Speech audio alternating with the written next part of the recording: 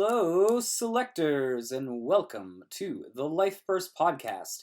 Today, we are going to continue our chat about the newest deck lists that you could be running in Curiosity Diva. And we'll be talking about not the new centers, but the decks that you can be upgrading.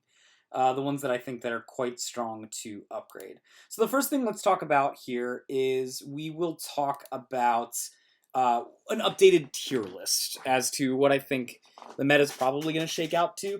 I haven't done a supreme amount of testing because I'm not going to be in the next ceremony.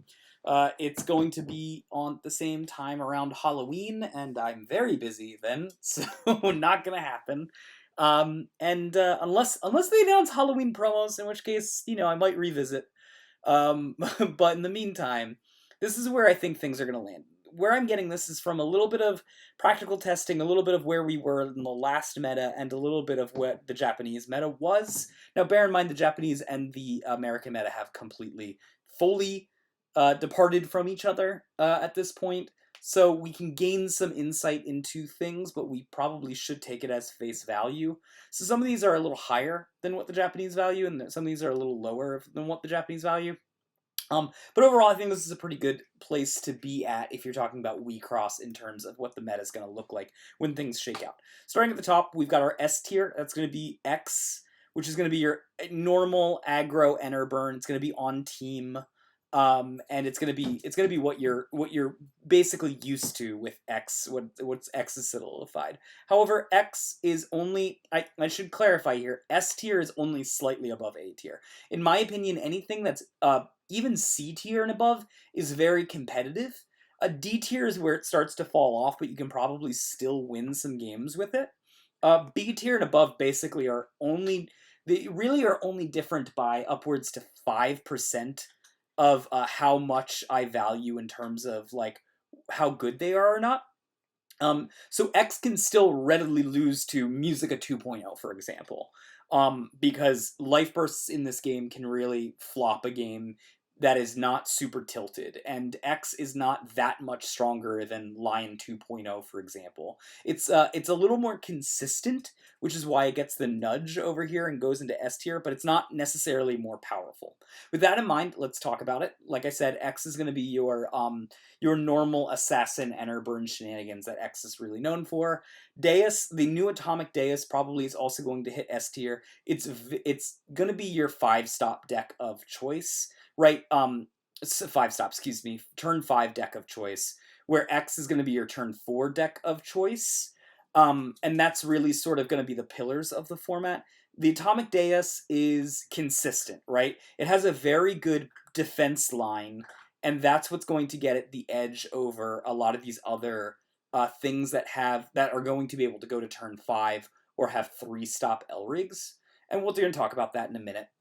We've got Deus, in terms of the aggro deck Deus, being at A tier, Hirana being the Madoka clap mid-range version of Hirana, also being A tier, Hirana being the no limit version, and also the original Lion we're talking about, the Card Jockey Endless Punchline combo, is also an A tier. So you're going to see this A tier is basically dominated by decks that are aggro, that are going to be either turn 3 decks or turn 4 decks on their own, with the exception of that one Hirana being that mid-range deck, which is probably Madoka Clap and Machina based, and it allows you a little bit more flexibility. You really, in that deck, are able to find whatever silver bullet you need, whether you pull it out of the trash or you're filtering through your deck using the blue and the red. And it allows you to basically just be a very consistent mid-range deck where you're going to consistently hit turn 5, turn 6 sometimes, and win the game based on that. I think the Deus Atomic Shell is just a little bit more consistent, which is what gets it the nudge over and pushes that Hirana down. But I think it's a fine deck itself. Moving into our B tiers, we've got the Madoka 2.0 tempo-based deck. Now, I say tempo, but it is quite aggressive. We'll go over it. It has a lot of card draw in it so that it can find its lane openers. Outside of that, it's messing with your opponent. It's really disrupting their enter by using a lot of the white-based enter disruption that is also removal. as well as the draw that the blue gives you and the discard that it makes your opponent go through. So it has sort of this core disruption package based with a very aggressive white aggro shell. So it ends up being more tempo, but it still plays very aggressively. You've also got Deus mid-range. This one being the black-blue variant that we were often... Sorry, the black-white variant that we were seeing quite a bit in the last season of the set. It still is quite strong, but what really pushes it down is, again, that Atomic Deus is just more consistent and fires on all cylinders, whereas Deus, the mid-range Deus that's white-black, lacked a bit of a punch, although it had quite good defenses on its own, so it still holds off on a B slot tier here, but it is a little less powerful in comparison to your other Deus options. The other thing that I want to note about the Deus aggro that's in tier A that I kind of missed was it is a little different in the fact that it's more hyper aggro than X is, but it has access to more silver bullets than X as well, being that it can use its recursion to bring some of the silver bullets back from the trash into the deck. That will become more relevant in the next set when we have a bit more access to the Terra Beast package, as well as some things that can get around Clap and Disrespect. But for right now, it's still an A tier. It's not quite there in S tier, although I think it might be in the next set. Moving right along, we've got the Umir 2.0. Now, this is something that isn't really shown in the Japanese meta, but based on the way that I see American metas evolving and the way that Americans tend to gravitate towards more good stuff builds rather than synergistic builds, I find that Umir 2.0 probably has all of the bottled lightning that it needs to be a solid tier B deck. The thing that's holding it back from being a tier A deck really is the fact that it needs to be in team, I believe, to work. This is the UR based one. I've seen some Japanese versions that are Esper based. That's white, black, blue. That break team and have been successful control decks. How well that functions in our American meta, I don't quite know, but I do find that, especially the way that we've made Ray tick in past metas where Japanese hasn't, I think that the Umir red blue based, I'm drawing a bunch of cards and then I'm opening up those lanes, and I have just enough disruption to stop aggro from running me over, has a very good window here that could be quite useful. I just don't know if my deck cracks that code. And I think that some refining will need to happen from the player base itself before we find the perfect version of Umir. But I do fully believe that there's an Umir deck out there that can really run with the Giants and give them a run for its money. The next two are two Tamago ones. The first one's Atomic, and the next one's just mid-range. This is probably leaned more... I have here blue, black, white, but honestly, blue, black might be better. There's a world where you're using Glow Squid to have that white in there, and you might be using the Yaki... I can't forget its name right now, but the one that allows you to have level 3, and level 3 as your limit on your field. I'm just don't remember the name off the top of my head. That might be an okay version, but what I found was some real good success in just the straight up blue-black version that uses...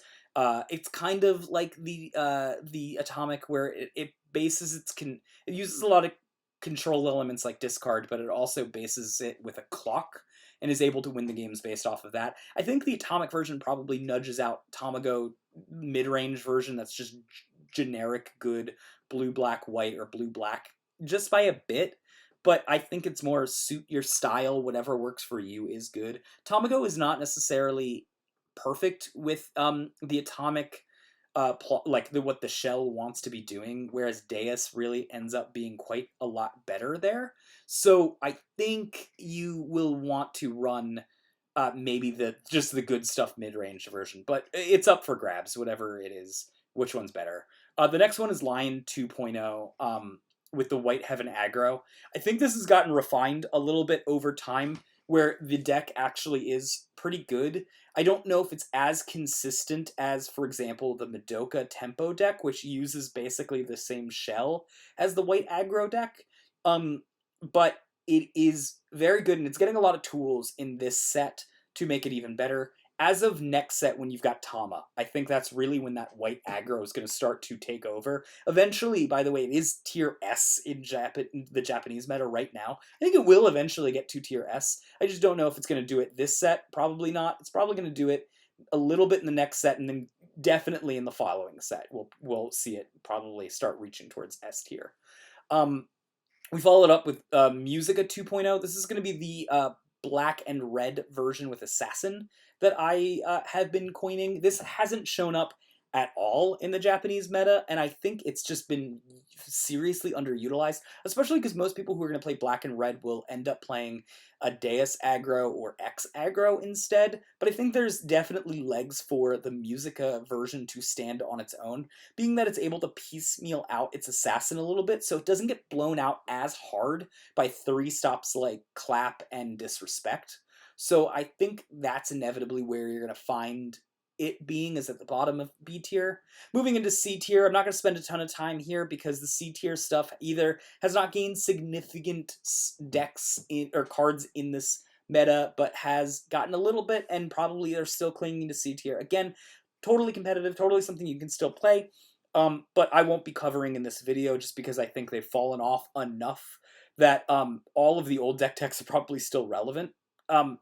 The first one's going to be Ott, Ancient Surprise, mid-range.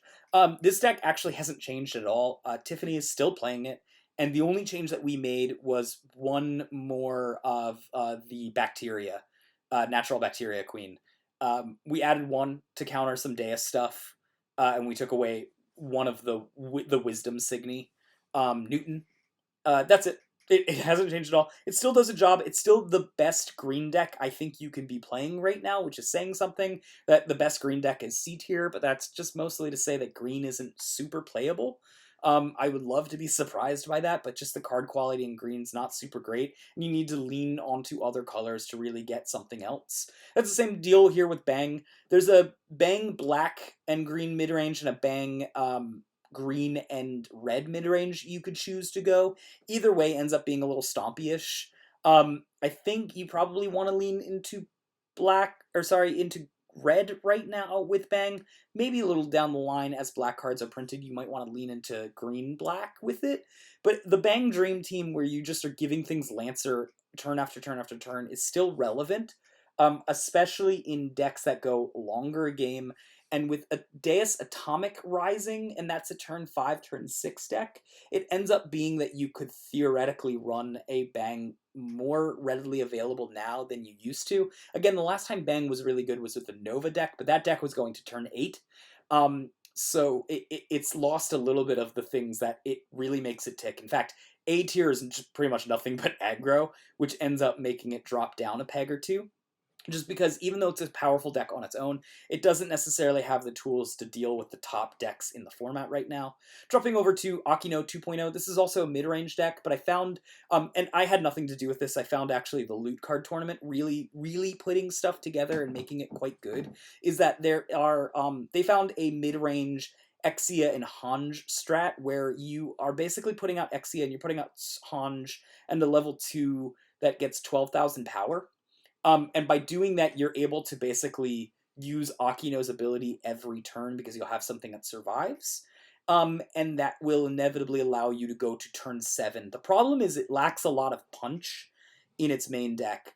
And the deck is not, again, it's the same thing as Bang. The deck wants to go a little bit later and it plays defensively. And I don't think a defensive deck right now is where you want to be at. And that's where we see the bottom of tier C is Nova. I was surprised by a bunch of locals still playing Nova and still doing actually pretty okay against Deus, right? Like, it can actually win a game against Deus, although it struggles against X, it struggles against Hirana, struggles against Card Jockey to some extent. So it struggles against things that can make it discard, right? Where Madoka and Tamago will make it do that. So it still has things it struggles against, but I think there's a Nova deck out there that's pretty good, uses the white walls to get itself into a later game, and then probably runs things that are green to allow it to do 2 to 3 damage per turn. There's really a world that I want to play things like Robin Hood in the deck, and really make it hum that way, but I haven't really had the brain power to figure it out.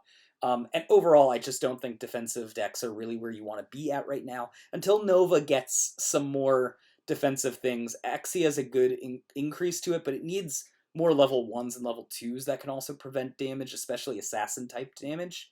That it's really just not running right now. Um, the D tier and below is where things I still think you can play a pretty good game, but I think are maybe not the greatest version of the deck that you could be playing. The first one here is Diagram Midrange. There is a world actually where you're playing Musica Diagram Midrange and you're playing in Atomic Strat, and I think it's actually pretty okay to do so. It's really underutilized in the Japanese meta, but I think that it has an ability to do so here, especially because Diagram wants to be playing hybrid color Signies, and the Atomic Strat leans into that type of thing.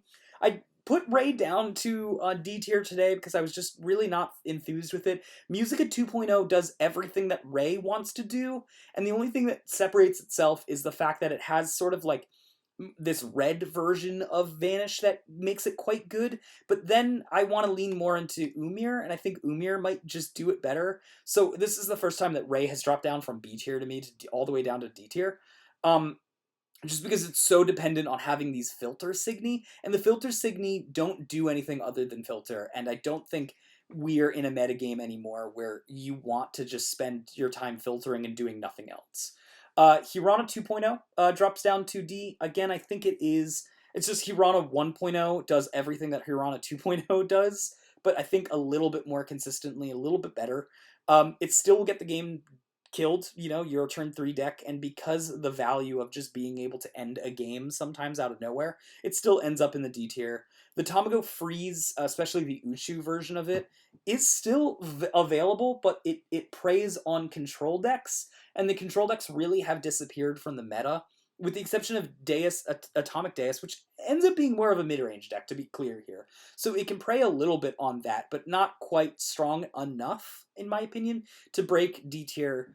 Then we've got Wolf 1.0 and Wolf 2.0. This is the card jockey version and the mid-range version. Both of these decks, I think, are really okay. They're just pretty okay. They can win a game out of nowhere, which is why they still are chilling in D tier and haven't been kicked out. And again, a deck that can win out of nowhere, especially aggressively in green, is unique compared to Ott and Bang, which are both mid-range decks. So I think that is what lets them stick around. And the Nova 2.0, I think it has enough going for it in its mid-range strat. I think it's actually worse than the Akino build, which is why it's in the D tier instead of being in a C tier. I think there's quite a bit of mid-range white stuff that you could be doing better than the Nova 2.0, but this is an option that you can be doing. Without further ado, let's jump into the decks. Like I said, I'm not going to cover all of these tiers. I will just be talking about the S tier, A tier, and B tier. If you want to see more about the C tiers, you can look back at previous videos, or you can check other winning deck lists that are online. They haven't changed so much that we really need to go into great detail about them. Plus, I don't think they're something you should really be bringing to the store unless you want to run these, in which case you should just focus your efforts on seeing other shells that work and running those types of shells with the centers that are presented here.